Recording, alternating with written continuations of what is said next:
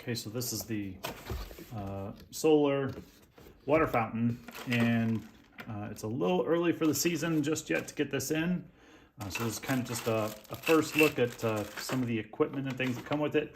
The solar panel in this was kind of my main focus, and from what I understand, and had past experience with solar panels for other things that I wanted to be self-sufficient around the house, alarms and whatnot, video cameras. This panel is relatively large. This is kind of about 2.5 times larger than most of my other self-sufficient solar panel items, and so happy about that, partly because you don't want the thing to not run when you want it to run. You want it to have enough or generate enough power to do the job. And this is the actual pump. This is pretty tight fit in this box. I'm trying to be careful removing it.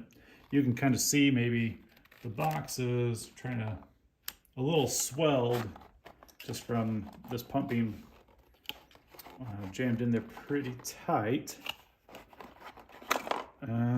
As it comes out, I'm not a fan of this, but I'm kind of pulling it out and the cord is attached.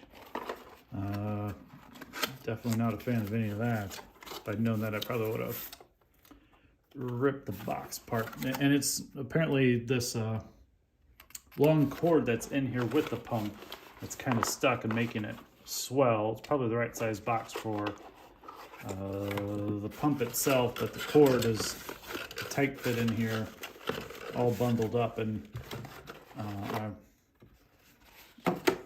so I suspect there's a little bit of a risk that if you pull this out too much, it might damage the cord, although this appears to be glued in there pretty good into this motor. I believe, I'm not positive, that there's a battery built into the motor.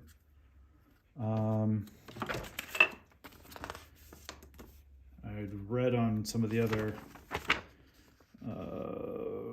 reviews,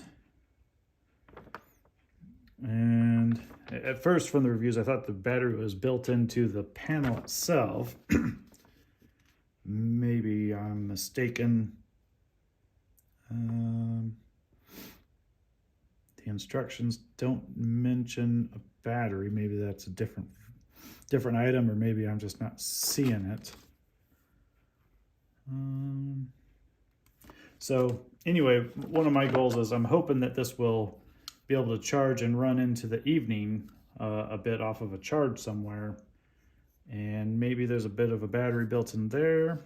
It feels heavy enough that it could have a battery, although that might just be the coils for the motor, which would make probably more sense. Not sure what's up here. And maybe there's a good bit of a cavity here for this shell, but I don't think there's room for a battery to be built in to the panel itself.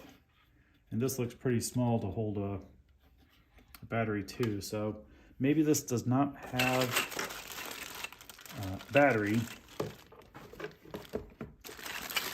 These are the parts to help create the support for this,